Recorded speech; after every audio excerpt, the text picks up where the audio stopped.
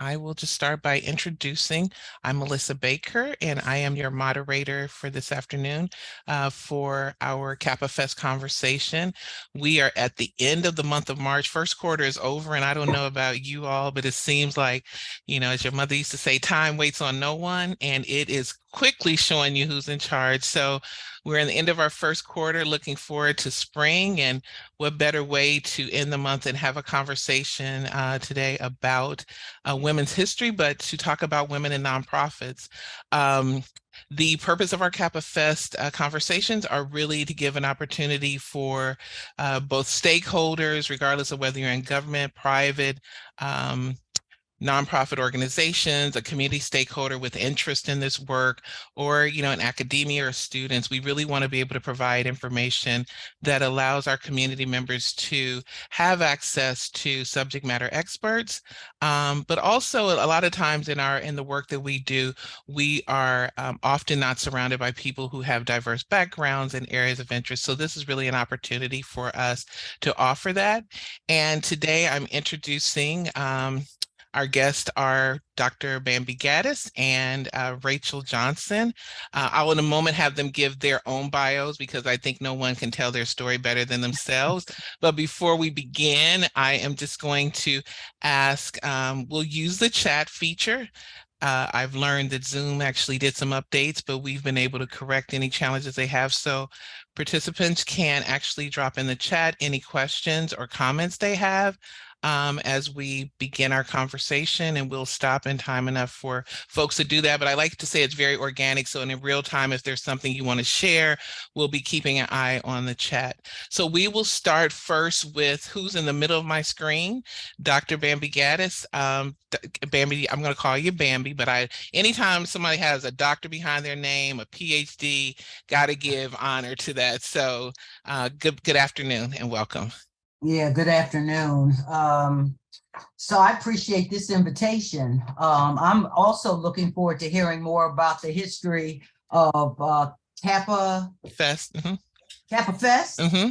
Yeah, so I'm looking forward to that. We're gonna have to have a sidebar. Okay. But so very quickly, I was just sharing with Rachel and Melissa. I'm a recovering Northerner. Spent most of my developmental years, I'd say, in upstate New York and raised in New Jersey. But my first experience was coming to the South, which is where I reside, was at the age of 17. When I went from a predominantly white community, all my schooling into Tuskegee, which was totally historic, totally untypical of anything that they ever talked about in my academic history. But I was fortunate that I had an uncle who was in athletics. And since that was my pathway at the time, I ended up escaping my dad's tyranny, as I saw it at 17, and went to Tuskegee, which was new. My work has been primarily was redirected, moving away from athletics and ending up in public health. Sexual health, to be specific, family life education, which is really my passion and work in my doctoral studies.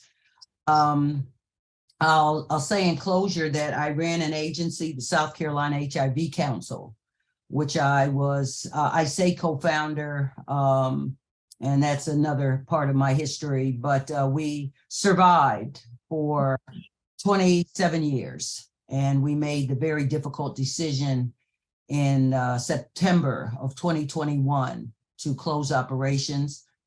Currently, I work in a couple of consulting areas. And one of the things I'm really grateful for is having the opportunity to work with the HIV Clinical Trials Network, which is supported by Fred Hutch Cancer Research Center. And that process, I've been heavily involved in the beginning days of COVID when we didn't even have a vaccine, partnering with Black Health to promote and advance and try to encourage our community outside of educating them to get vaccinated, and still doing that because the fight is not over. And now talking more about HIV clinical trials and how are we going to engage Black communities in that conversation so that we can come up with something that works. Thank you so much. So this will be a great conversation because you touched up on several things that I want to go back to. But Rachel, introduce yourself. Yes, thank you so much for having me. Good afternoon, everyone. My name is Rachel Johnson. We are many hats and many times. My background is in mental health, actually, primarily. Marriage and family therapist and licensed social worker in the state of New York. I also wear the hat as program manager of an agency called Black Health Incorporated.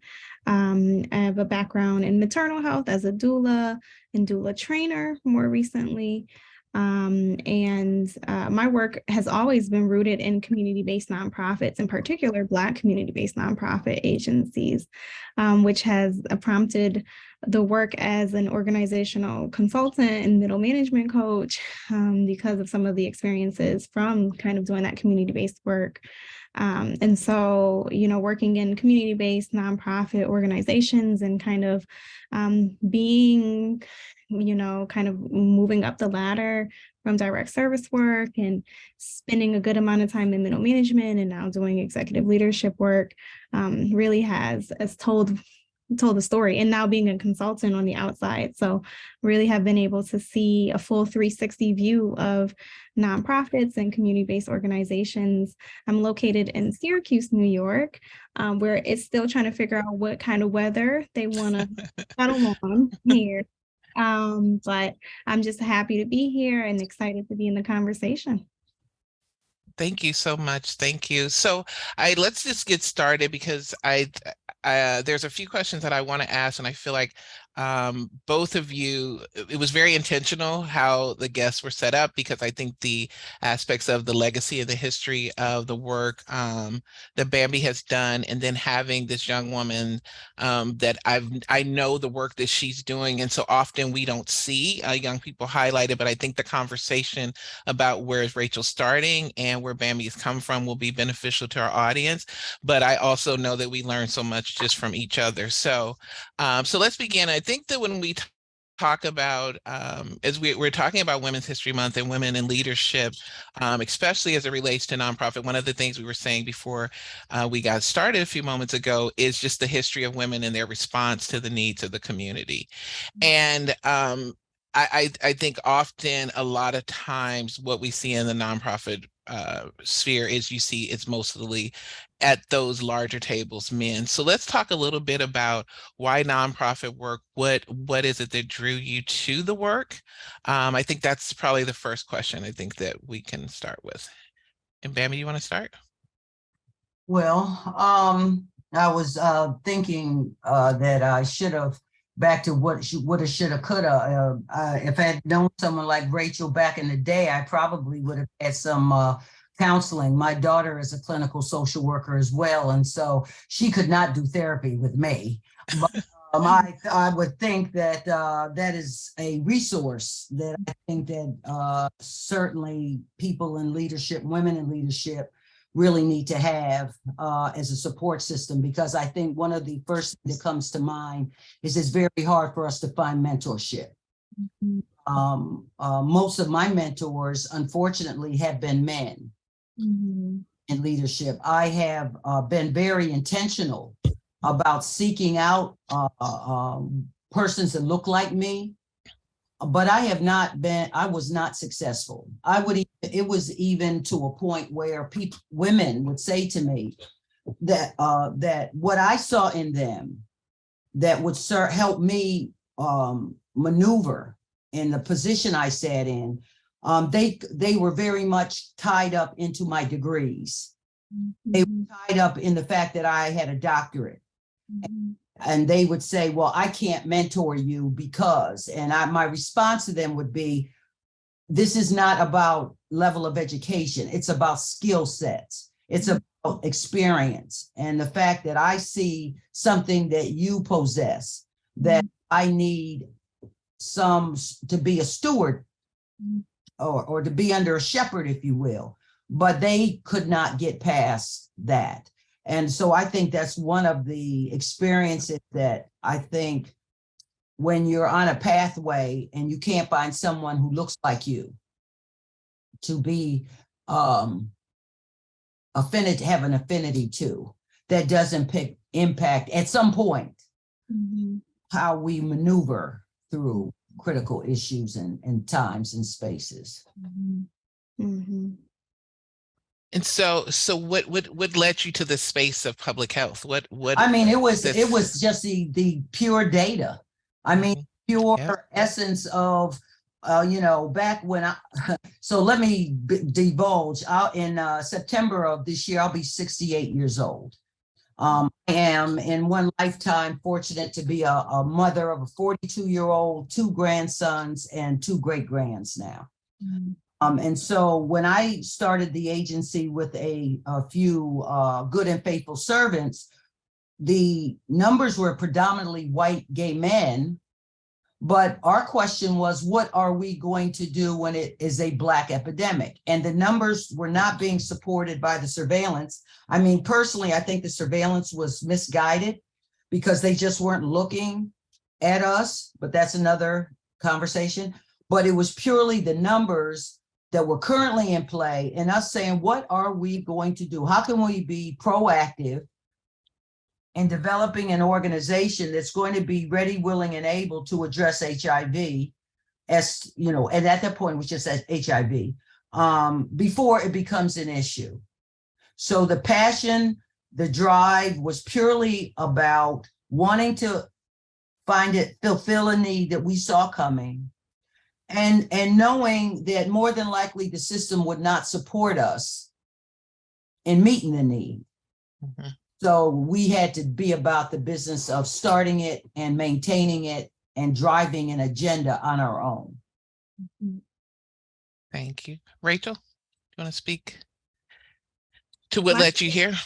Yeah, my journey, let me hear something else, but my journey to nonprofit right.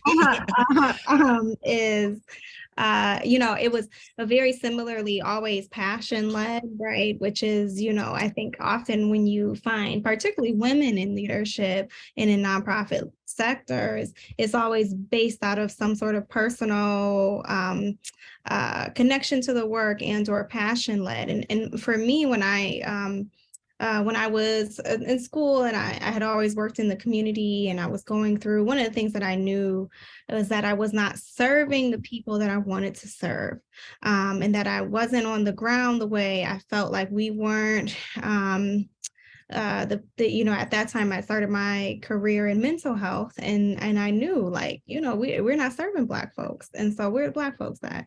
And they was at the community center, so that's where I went, right? And so for me, my passion really aligned with the work that I wanted to do, the people that I wanted to serve, and the community that wasn't getting the services, right? There was no light being shined on this underserved community. And I didn't like that. And so I felt like in a very humble and humility kind of pathway said, when I got out of school, I had a few degrees, right? Back to I had these things, but I went to go work at the neighborhood community center, and that was 100% because of passion and because of the connection to the work. It wasn't at all because of money, right? It wasn't at all because of stature. It wasn't because of the position that I wound up getting. It was very much because I wanted to do the work, and there didn't seem to be a pathway to do that if it wasn't through this nonprofit community-based work. So yeah, that's how I started. So let me just add to that what I hear Rachel saying and what I can edify is that our passion is a calling.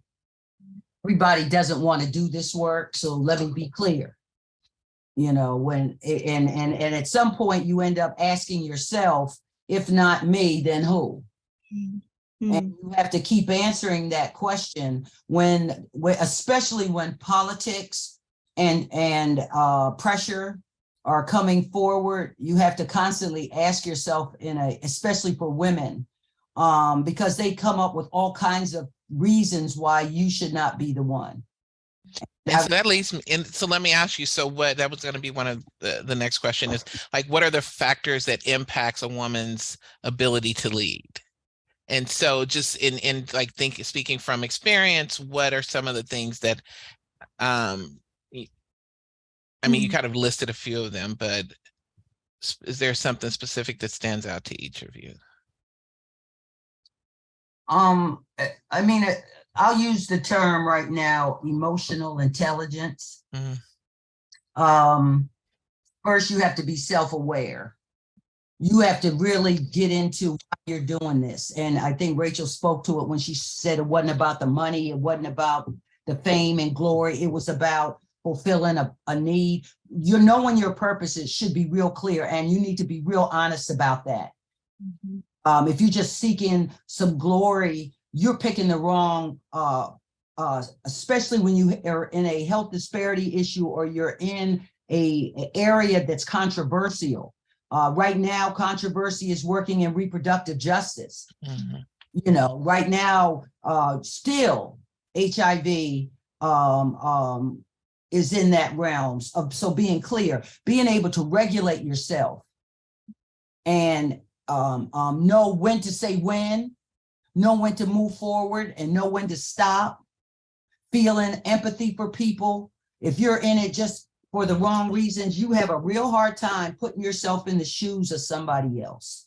And so that too is a barrier to getting this job done. And then the last things have to do with how you make choices and decisions, because it's not just about you and how it impacts you. It's about how it impacts you, your staff. When I say something, what impact is it going to have on my staff, on my community, on my husband, on my children? And that's a lot of pressure. Mhm. And then the last thing is social skills. You got to get out you got to be, tell people in a minute, I'm bipartisan. I don't get caught up in color. I don't get caught up in social status. I don't care who you are. What I'm interested in is what I need, what I have to get to fulfill a need, and what do I have to do to get around any obstacle, and who do I have to talk to, even if they don't look like me, politically think like me. What do I need to do? Who do I need to get to you, to get what I need for my organization? Rachel, want to add anything to that? Yeah, I think I would echo all of the things that has been said previously, but I think one of the things when I think about factors, I think about like factors that lend positive consequences and negative ones. And so I think, women in particular, right, are conditioned, not predisposed, but conditioned to be caregivers, right? And so what Dr. Gaddis talks about and is like always thinking about and having this perception of like, I'm actually thinking about y'all before I'm thinking about me, right? And so like already being in a position to think about how does this impact this person, that person, this one, how does it impact the babies? How does this, how does this policy make people feel? Those things that I think become a strength if known how to harness appropriately. And because women are caregivers, also they're more likely to be able to influence people, are more likely to lead. I mean, to Mhm. lean into that, right? And so I think about how women lead others, even if they're not in leadership positions, right? And how Black women in particular have always led movements and others, even if they weren't given the credit or the title. And so when we think about leading, like leading is a natural thing that women, in particular Black women, always do. It's just not always seen in the same way, Right. right? Given the same title or given the same, and part of that is because of that caretaking and nurturing. The other thing that women have and are able to tap into is intuition. Right. And so we're able to discern what feels good, what doesn't feel good, who I should be working with, who I should be able to do partnerships with. Sometimes these factors work as a benefit, and sometimes we get kind of wrapped up in this caregiver or intuition kind of space. And so then it doesn't allow us to maybe speak and articulate what we're trying to move up against, or sometimes we are concerned more about taking care of others and how people feel, and less about making decisive decisions around leadership. And those are, just to think about how, those are masculine and feminine traits, and women in leadership need to be able to possess both. But we have only seen women in leadership to be able to do feel good stuff, right? And so then when a woman in leadership is able to be articulate and assertive, then they're aggressive, right? Or they're seen as something different. So I could even be more specific when they call you, when they say your hyper masculine characteristics. When women are, as you describe, I'll just use the we term, we become labeled. And on a personal note, I was, when we were talking earlier, and Melissa talked about the bear being, for those who are listening, my daddy. That's how far back we go. Because he raised me from the age of 8, that's what people see in me. They don't see a feminine side necessarily. They see my daddy. They see the person who said, get up and go mow the grass. They see the person who said, I'm not taking care of you for the rest of your life. Go get a job. Finally, his message was, once you leave, you're not coming back. So there was no plan B with him for me. So I flew out the door. So when you're a woman in leadership in an organization, and people don't know where you came from, don't know anything about your history and why you are the way you are, then all they see is the masculine side. All they see is the aggressive side.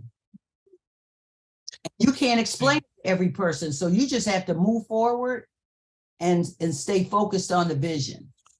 And actually, I'm going to go back before we go forward, because when you first opened, Dr. Gaddis, and you actually referred, when I said, what brought you here and what are the skills and the abilities, the things that we need in leadership. And one of the things you said, I wish I had known a Rachel, because I would have, I needed therapy. A large part, CapaFest and the company CapaTech, CapaFest is the online webinar-based parts that we're doing, our podcast, our virtual work, but the company itself is CapaTech. But that really is why the company was formed, is really to address a lot of the needs that we're seeing in nonprofit. And it's not specific to nonprofit. It really is just business. A lot of people go into business for passion, whether you're an investment, creative, venture capital, whatever your passion is, they become business owners. They want to start it themselves. And for the nonprofit world, there's an analogy. I said, do you have the nonprofit heart with the business mind? Because if all you have is a nonprofit heart, you're going to, clog your arteries, your fiscal is going to be, clogged, your programming is not going to evolve, your strategic plan, like the heart has all these arteries leading to it. And if they're not cared for properly, you have a heart attack. And so what we've seen in a lot of the nonprofits, as we are, we entered this pandemic world, a lot of them could not sustain because their arteries were clogged, right? And so when you look at a leadership standpoint, a lot of the leaders know what the challenges are, but not willing to, or willing to step out and say, I need help, but not taking the step to actually take the help. And I always say we need a therapist in this, because there is a mental health aspect, I think, there, because you've been in the position longer, whether you're the founder or, someone that's been at the agency for a very long time. Those are some of the challenges we're seeing. So I just wanted to have that conversation and just, hear what you're having to say about it. There's so much pieces to that, and I'm sure we'll go with it. Let me first say, way into the organizational development, myself, my COO, and my finance director took a course in nonprofit management. It was a full year course, and we traveled once a month to take this course. Had that course been available to me back in 1994, when I started the organization, or went into the position of ED, of the agency, which was in the back of my house, it would have been totally transformative in how I looked at the vision for the future. In these days and times, what I think the new generation of leadership doesn't know is that there is little room for error. Mm-hmm. They won't have the luxury of stumbling through that to make mistakes and recover. Mhm. What they're going to find out very quickly is that when your passion is one pillar, but you better walk into that space with some skills. Right. Organizational development, finance, knowing management, strategic planning, as you've noted, all of Right. the elements of running or a business that Rachel was talking about has to be in addition to the passion. So one of my suggestions, clearly, I know that's probably down the road a minute in the agenda, but do your homework. It's like social work. And I know Rachel knows that in order to get where she is, you have to do supervision and clinical experience. But if you don't want to be supervised and you want to have the drudgery of somebody like Rachel saying that's not right and you need to be corrected, and you're up the wrong tree. And so you can't say the system didn't allow you to do it. You have to say, I was not ready, willing, and able to put in the time to get the skill set so that I'm prepared to do what I have to do. Mm-hmm. I would love to come back to, because I want to address it, Melissa's point. I would love to come back to that because I think, that really speaks, it resonates a lot for me in my purview. But the first point around like having a therapist or a coach or someone that is walking you, there are a few reasons why that's important. One, because one of the things that I've learned and have come into and settling is that leadership is not a title, it's who you are, right? Like Absolutely. It's very much how you show up in the space, how you communicate, if you're transparent, can you regulate your emotions, right? Like, how do I see this? Do I feel attacked? Is my ego at the center of this? Leadership is who you are. It is certainly not what you do in the title that you hold, right? And so being able to, I just wish more leaders did more work. Like, I swear, I really do, because sometimes when you see organizations that are well-meaning, even if they have all the great infrastructure in the world, if they have leaders that are unable to see themselves and that are unable to continue to push themselves and challenge themselves and to reflect, then the organization stops with that leader, right? And I think sometimes it's unfortunate. And so being able to have one of the things that I come to this ego and innovation can't coexist, right? Yeah. So if I'm so tied to what I think I know, what we've already done, if I'm so tied to this, then I'm not leaving space and room for anything else. And that's a lot more about you than it is about the organization, right? Like you being unable to listen, take feedback. I always fall into interest. I'm a young Black woman. And so there's a lot of people that don't want to hear what I have to say. Right. And there's a lot of feedback. She mean old people. No, it's but see, I think it's also like Bambi, you and I had this conversation when I first entered this environment 10 years ago, coming into the nonprofit world. It was like, oh, we've done that, babe. We just go sit in the corner and be quiet. Like I was poo-pooed most of the time when I open my mouth. So I don't even think it's always generational, as if it's more the legacy of the nonprofit community are just not open to new ideas. And I was because they did not see it as a business. And so I'm going to hit it as a passion. And until they bridge, like the church, let's use that as an example. Yes, it's there to bring you to I'm a Christian, so I'll use that as an analogy. Yes, it's there to build your faith.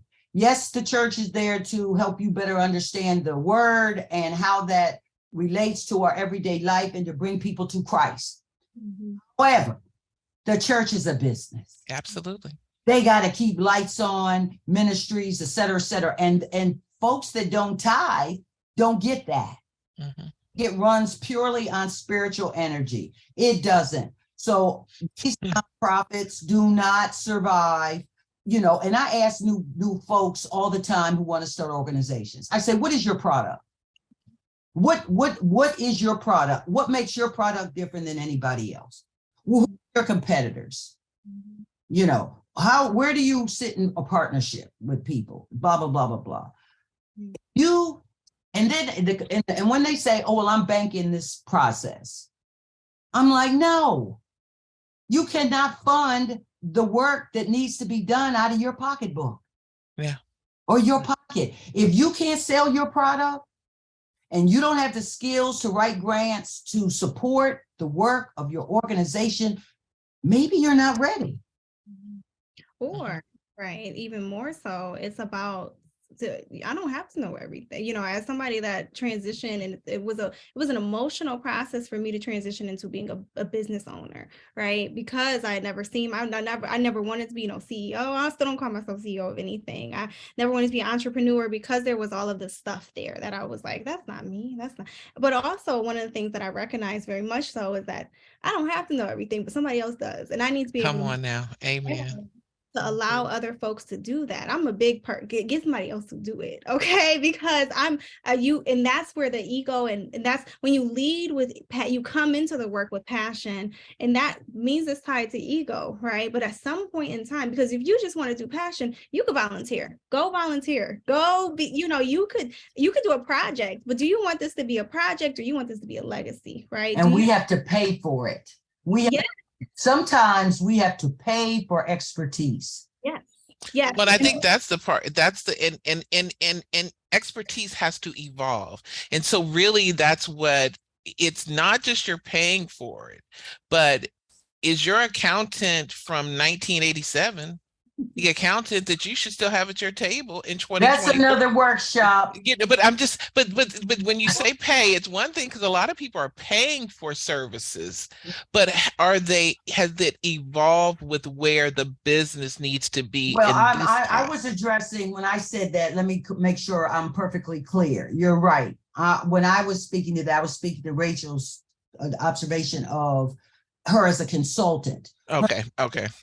Up and coming business owner who was transitioning out of one place, and I'm going to be honest. Ooh, okay. You get what you pay for. Absolutely. So we have this mentality, and I'm just going to say we, of wanting something for nothing.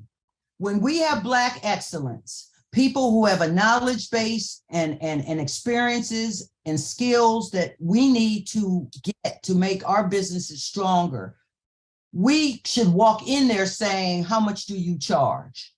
What is your rate? Not, can I get a hookup? Can you give me the good old boy, the street terms, right? The street term. No, what are your rates? This is what be clear on what I need. Can you help me achieve this for my organization or business?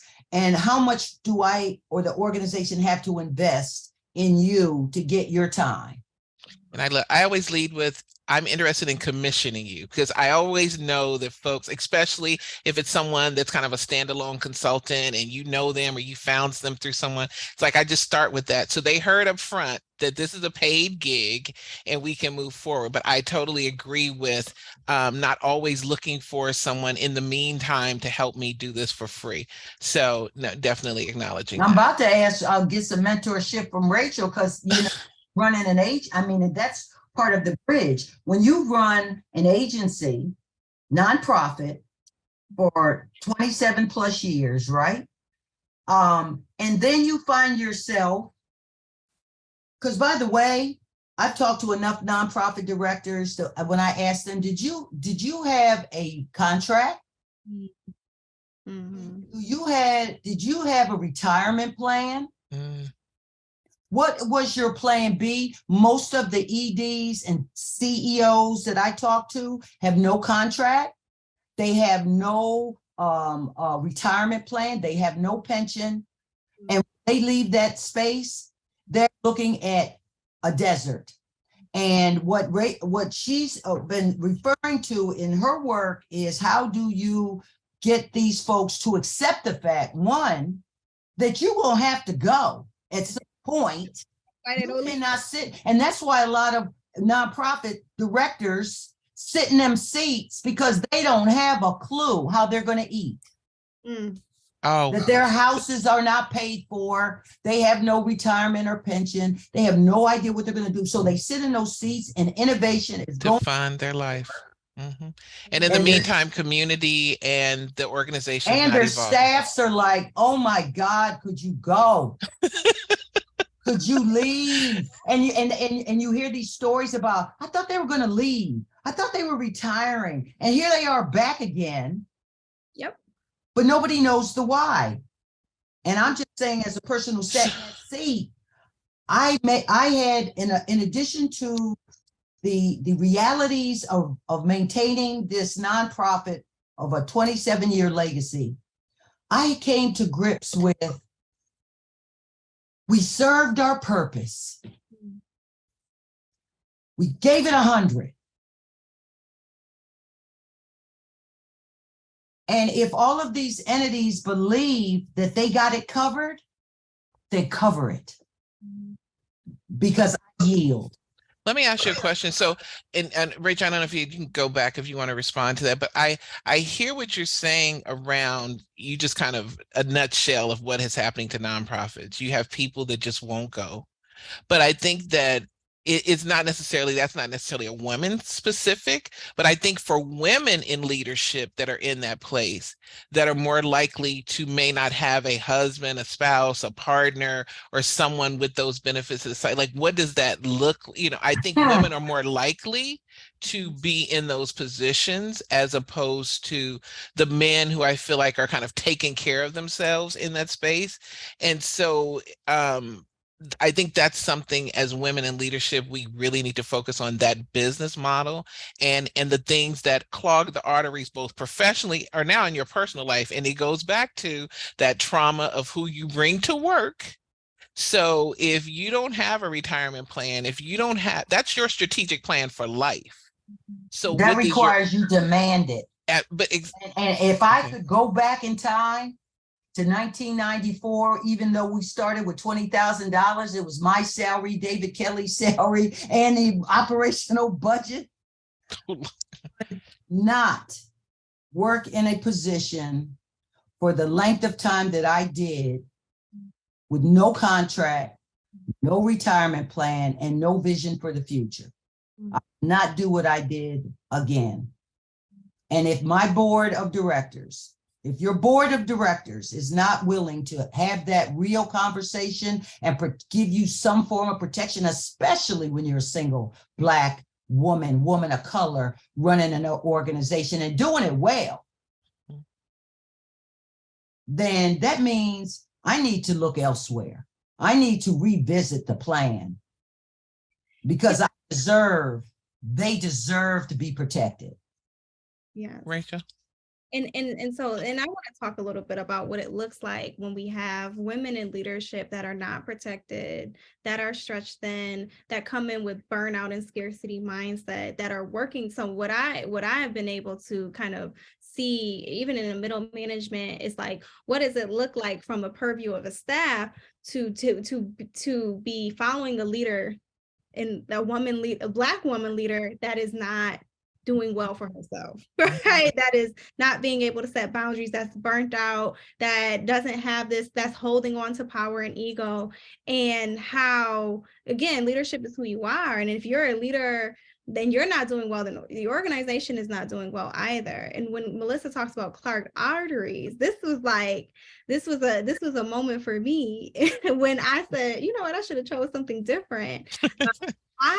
This is literally in real time. I remember being offered a position, and at that time I was making more money in salary, did not have benefits. There was no health insurance involved in that. And that's how they get you. And they get you because they're like, oh, come do the work, those kinds of, they get you, child. And so I'm like, okay, cool. And me being someone that was looking for a mentor, transparent. And so I will never forget being so excited to be led by a woman in color, right? I was so excited, and I will never forget how much I was like, I'm going to get some mentorship. Like, this is going to be so good, right? And baby, she was worn out, okay? To the fact that the time she called me to give me my, she called me to give me a formal offer for my position. She called me to let me know how much it was going to be. And she said, I'm on the way to the hospital right now. I'm having chest pain. Yeah. And she, joking, like, oh, I just hope it's digestive stuff. And me being like, you're stressing me out. Like, what? And the next day I followed up, and she was having a mini heart attack in the middle of giving me this job offer. And then I went and worked for the lady, right? And so but thinking about how, and then that, turned into burnout, and it turned into a series of events thereafter, but literally how clogged arteries can look from an individual standpoint, and how, because we weren't taking care of ourselves individually, and we were in situations where we weren't demanding our worth, or we were stressed, we weren't taking care of ourselves, we were leading with burnout and scarcity mindset, how that then translated to the organizational arteries being clogged. Because if you're not showing up your best self, then you're not leading us from your best self. And then all of the infrastructures and the things that you're supposed to be paying attention to as a leader, you're not, because you're barely showing up for yourself. You're barely making it, right? But knowing that you can't leave because of some of these additional things. And so, and for me, watching that as a younger person coming into the field and pushing back on that also created some static, right? Me saying, oh, that ain't gonna be me. Right? Like, I know you're not, but the expectation though is because it was kind of like, well, because I did it, you now have to do it. And me being like, oh, no, girl. But see, that's the intergenerational difference, because what folks who are in the regime who don't want to move better realize, if they haven't, is that you're losing talent. You can recruit the best candidate known to man that's bringing in a unique skill set. But if you are not a good manager, if your mentality and your paradigm for management is flawed, you're going to lose them as quick as you get them. And I can say that, I got a call yesterday from a staff member who worked with me over 10 years ago. And she called me and she said something that literally made me cry. She said, I just called to thank you. She said, I called to thank you for your leadership. That there were, and she told me things that I said. And she said, one of the things you said to us is that I'm not bringing you in here to give you a job. I'm bringing you in here to build your leadership and your skill sets for the future. I am not bringing you in here to keep you, to own you. Thank you. I am building leaders so that when you leave here, if I do my job, you will leave and make a space for the next person that comes in here who's working to develop and build their skill sets. She said, and I never forgot that. And it has carried me. And now that I'm managing, I can walk in that space and think the same way about my staff. And I literally cried, because that is, and I just thanked her for reminding me that I did some things right. I love that you said, because that's something we talked about recently on the podcast, about creating a staff pool. Workforce development means evolving people to go to their better self, right? And I always say, what makes me proud is if I meet someone and they say, oh, so-and-so, she works with me, I hired her, and they go on and on about that person. And I'm proud, like that person worked here, versus someone that leaves and you're like, Lord, please don't tell them you used to work here. It's like you want to develop a workforce that is going to represent who you are as a leader, what you're working.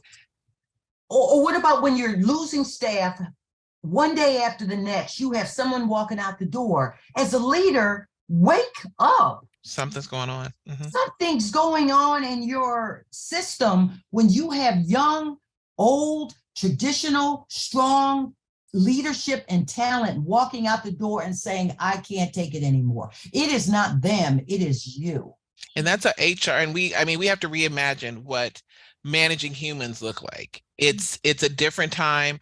COVID has amplified what we already knew was a challenge, and I think we've hit upon a lot of those things. You know, being a CEO, being an ED doesn't make you the leader. What does leadership look like? Who are you as a person, and how does that person show up in leadership? And I always go from a place of everybody around me is smarter than me. It literally, I believe that if I need XYZ, I have a resource of people, both personally and professionally. But I think as employers, that is, it's imperative. That not to hire people that are going to make you be a better self. Well, I call it Oprah. You know, Oh, Oprah didn't do all that by herself. no, absolutely. She was a master. She is a master of picking people that make her look really, really good. That she can identify someone who has a unique skill set and edify them just because of the gift she's been given, and they make her look really, really good. That's what we should be about. You both reference mentors. Rachel, do you have someone that's currently mentoring you, or some more than, you know, I have more than one. They all have a different role, but as mentorship, have you found that to be something that has been that you've been able to actually get? Because some people don't have mentors, and if you do, has it benefited you? That's a great question. I think that there are there are ways in which I elicit like mentorship, like you, Melissa, or somebody that I would look to as a mentor has helped me kind of shape my path. And there are other Black women in the community that I look to as mentors, not in a formal sense. I feel like though it's my experience with mentorships is the people that I expect to be a mentor always turn out to be something else, right? Or the people that I look forward to as mentorship actually comes back and it's actually harmful in that way. And so there are people that I look up to and I discern information from. But also the other things that I've really more recently been leaning into is, and this is something that I realize is not widely available, are just formalized leadership programs, right? And so like I'm in 2 leadership cohorts right now with coaches, like leadership coaches attached to that. And I'm the only Black woman in each of the cohorts, right? I look around, there's maybe Well, what does that mean to you? And so for me, it makes me think about the ways in which I'm in these leadership cohorts, because I actively sought them out and have been able to, and I'm blessed, that's a privilege, by the way, to be able to access those spaces. It makes me very hyper aware to be, when I think about leadership, there's like, like how do we see leadership in the world? And that is very much represented in these leadership cohorts. But it also makes me think a few things. One, the necessity to build your own, right? So a nod to CapaTech, but also how Black women get into leadership positions and how they are not afforded the ability, the breadth to be able to participate in things like leadership development before they're already in the leadership position. And so I've had my fair share of, I could have been thrown into a few leadership positions, but I had enough discernment to say, I don't think I'm ready for that. I need some skills development. I'm not interested in that. But I think about when I see Black women leading organizations or nonprofit organizations, it is through passion, it is through necessity, right? And so there's an urgency. And so sometimes Black women find themselves in these positions because of like retention rates are that really high, or because there's an urgent, they're responding to something in the community. And because we lead with passion, sometimes we find ourselves in positions before we have the ability to be afforded something like a formal leadership program. And then while they're in it, I'm so tied to this, and this. I don't have time to participate. Seek out that. Yeah. Right? I don't have time to seek it out. I don't have time to, it all to me goes back to investment, right? It's like, how are you investing into yourself? How do you invest into, like, I have to expand my own capacity and my own technical assistance as a person. And then how do you, because you all talked about expanding capacity and technical assistance for the organization. But I need to also make the same level of investment. And if I don't see value in something like this, then I don't see it as an investment, right? And so I think about the ways in which I experience these things like formula. I'm always looking for ways to hone in both soft and hard skills, and being able to participate in these leadership programs. But I'm always thinking, I don't know if Black women are being offered these spaces. Yeah. That's the first thing, like that's a systemic issue. And if we're being offered, we operate from survival mindset. And so that feels like a luxury. That feels like something I don't have time, energy, or the ability or capacity to participate in. So those are just kind of my reflections around that. So I think mentorship can look even differently than how we see maybe having one person that we call on or talk to.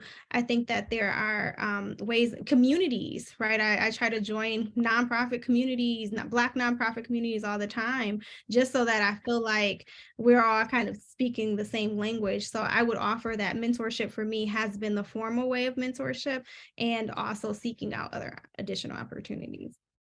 And it's something you talk about mentorship and being more informal. And I think as far as for me personally, it has been informal, but it's just been a network of years. One of the things that having a corporate background, you always went to trainings, you always went to and as a 20-something-year-old out of college, only Black person in the company I worked for, I just was like, this is the most boring thing every 6 months, you were going somewhere for 2 weeks, all white men. So I was nurtured in my professional career. So the masculine me are white men after work. We're going to happy hour. We're going to have bourbon. We're going to make deals. You'll make good money. So that was my bear.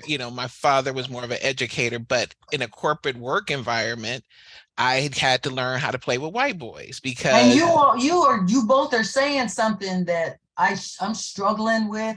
I am so struggling with it that we have to go to a predominantly white paradigm to right. get skills. Where with all these so-called progressive moves we've made as a people, where are the Black leadership development groups? CapaTech, that's what we're building right here. Because that is exactly, we should not have to go to those. If it can be a choice, but it should not be the only choice. And I want to, so to your point, you asked us a question about what has been the most significant barrier in my career. It's been women, Black women specifically. And I think that is culturally something that I don't care about the housewives of Atlanta and the women of Potomac and all these other, I don't even know how to define those things because, it is what it is. When you are in a leadership position and your passion is solely to do the work, and you have women that look like you coming for you, and you in your soul know that you were not competing. When you were competing to be the best, not to compete with an entity person or an individual. When you wake up in the morning, you say, or you go to your male mentor and you say, what is up with this woman? Why is it that I have to kiss her ring to get resources to serve this community? What is it that I've done? What is it that they don't like what you got on? I'm talking, there are some critical issues that Black women leaders, especially when you're in the same realm of work. It's different when you're working with someone who's in a whole nother avenue and you're going into their leadership space and they don't see you as a threat. But what is it that we have to do for as women in leadership to be able to create and maintain and nurture spaces for women to do the same kind of work and be able to say to that other woman who's doing the same work you're doing, girl, you deserve a hug today. Instead of, what can I do to destroy you? What can I have, what do I do when someone's coming for your resources, trying to sabotage your ability to get funds to do the work that you've been called to do? And you just sit in amazement and wonder. You opened up a can of worms that I didn't know we were going to Why get to. ask why? You opened up a can of worms, because when I hear that, when I hear women say, "Oh, you're the first Black woman I've ever worked for," first of all, I never had the luxury of working for anybody Black. So I always when I came into the organization Black, I came with, oh, well, I'm a Black woman, I'm in this position, this is how you do it. So you're good at this, I'm going to help elevate you. So I never understood that. So it drives me nuts when I hear it, but I know it exists. I'm not naive. But to hear you say it is often the narrative. But the fact is, like, what breeds that competition that is, well, not even competition. It's actually divisive, destructive. It's everything that goes against what we actually started our business for, right? Exactly. Most And people if are your starting. staff that's attached to you, it also suffers. The community suffers because, like Rachel said at the onset, that we are parts of systems, and impacts us, not just impacts the community we serve and our staff, it impacts our families, our livelihoods, and all of those things combined. So I say in closure that my goal, what I ask God for, is to give me the energy, the tenacity to be the person some young person, some person my age wants to be. I want to be available. I want that person to be able to call me up even at night and say, I'm having this concern. Can you give me some feedback? I want to be the person. I don't want anybody to say about me in my final days, as far as legacy, that I was not askable, that I was intimidated with their genius. I'm looking for genius. I'm looking for people who got it going on, who gonna make me look good and tell me what to do. Because no one, like you said, none of us know it all. None of us can be all. You how to look good. Help this old lady look real good. You know what I'm saying? I'm Old open. lady, go on with the foolishness. I'm open. Rachel, That's why I'm gonna give it. So, and I know that I know there's been a lot of conversation and comments made, and so Rachel, I'm going to give you the opportunity to close us out. But if there, in the chat, if anyone wants to drop comments, this is actually going to be, I'll post the podcast and share it with everyone, because I think it's a great conversation. Of course, we could keep going and we will keep going. But Rachel, I want you to close out just like with final remarks. And I know that Dr. Gaddis said a lot in those last statements, but I'll give you the final word. Yeah, I appreciate that. Definitely feels like a part two, because there's so much to unpack around those final things. To me,